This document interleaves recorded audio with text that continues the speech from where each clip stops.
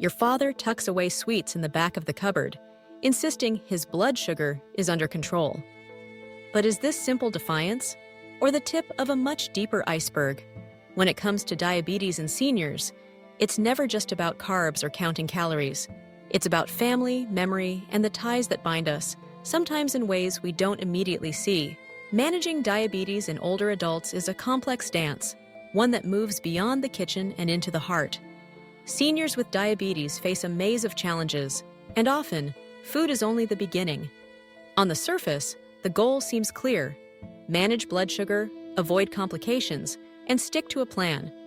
But underneath, there are layers of emotion, history, and identity entwined with every bite. For many seniors, food isn't just fuel, it's comfort, nostalgia, and a link to the past. Maybe your mother grew up starting her days with sweet rice porridge and ending them with a cup of sugary tea. Those flavors aren't just tastes, they're home. When life feels uncertain, or when loneliness sets in, reaching for these familiar foods is like reaching for a hug from the past. It's a way to feel safe, to remember, and to hold on to something that's always been hers. There's also the issue of control. Imagine living independently for decades, making your own choices, building routines that bring comfort. Suddenly, a diagnosis arrives, and with it, a new set of rules. Adult children, doctors, and caregivers begin to monitor, advise, and sometimes scold. Even when intentions are loving, these new boundaries can feel suffocating.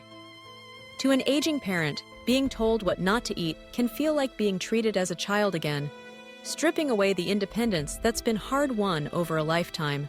And then there's the gap between generations, a gap as wide as the dinner table itself.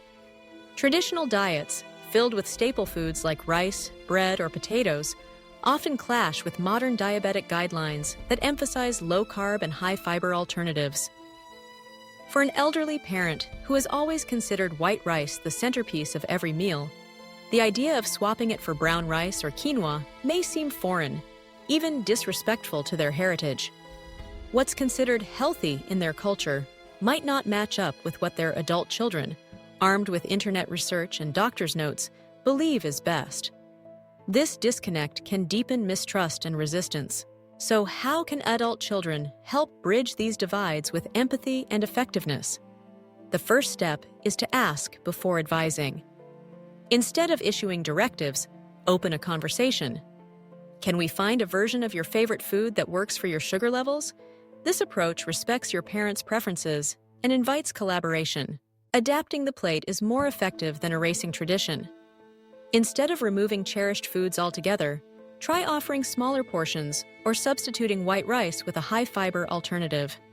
The goal is to honor cultural roots while making mindful adjustments. Shaming or policing rarely works. Instead, share in the journey. Consider making dietary changes together. Let's both try brown rice for a week.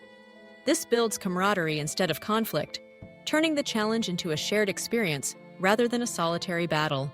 Finally, remember that emotional needs matter as much as dietary ones. Seniors often snack not just out of hunger, but out of loneliness or boredom.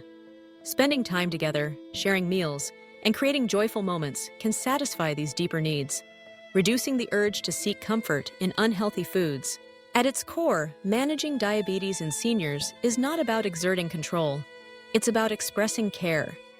It's about helping your loved ones feel respected, not restricted. Food can either divide generations, or, with compassion and understanding, it can bring everyone back to the same table. We're all in this together.